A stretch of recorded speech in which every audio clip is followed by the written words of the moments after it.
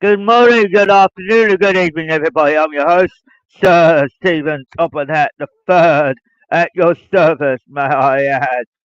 Now, we're going to talk about believing in magic from fiction to reality, which is true. The to get you to the point of this, right? Everything in fiction has to start from reality to begin with, based on reality, always through reality. There's no fiction to it. There's always reality. And with believing in the magic comes from the individual themselves, or either that they only told partially of the story. They don't own official rights to it because it's based on reality to begin with. So it's not fiction completely, and it's not and it's fully reality to begin with. So there's a chain of command where you're not seeing it. How is Thomas and Friends so realistic? Now, if I go back to 1845, we're talking about the island. It's not officially real because it went down into the water long time ago. We know as much as that. But it goes on. But during the years of 1845 onwards, my family, my connections, my colleagues, and so forth all built the railways from the bottom up in different directions from Scotland, England, and Wales, and between Ireland and England. But the problem is the NWR is not based in where North well no- where North where the Ireland and England is. It's based in England and Scotland and Wales. It's all in different areas of those three areas. There's only three areas combined as one equals Sodor. Now, a lot of you might think, how did this happen? Did anyone read the Thomas the Tank Engine Man? And obviously, the book called Reading Between the Lines by Christopher Audrey himself as well, to a point. It tells you exactly where to go, location wise, and knowing that Sodor exists. It's a real life place, but it's not fiction. The only part that's fiction is the actual characters. The actual characters, except the Hat family, are real. Why?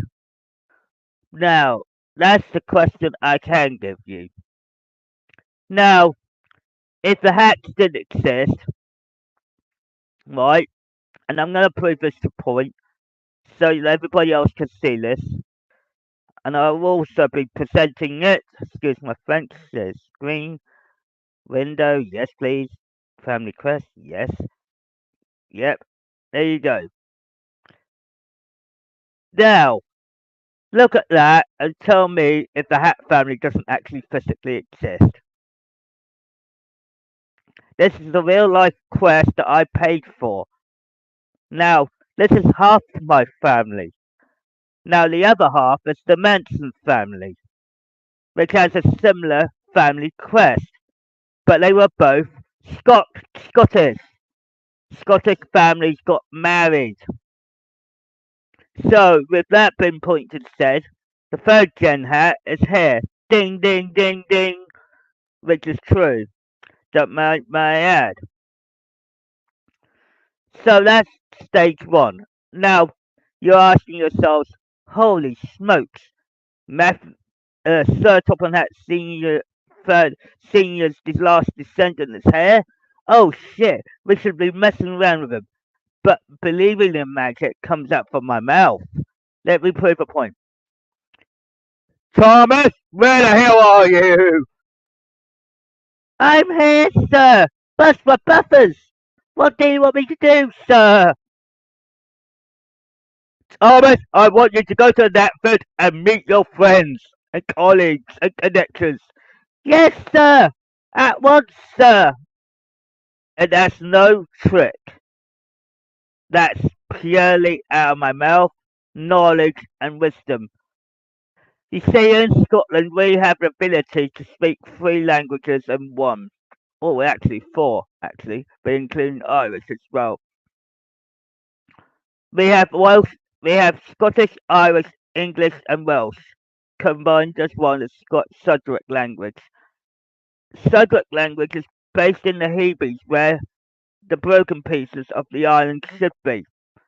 But the Bishop of Sodor knows that too, and that's why he doesn't go into details.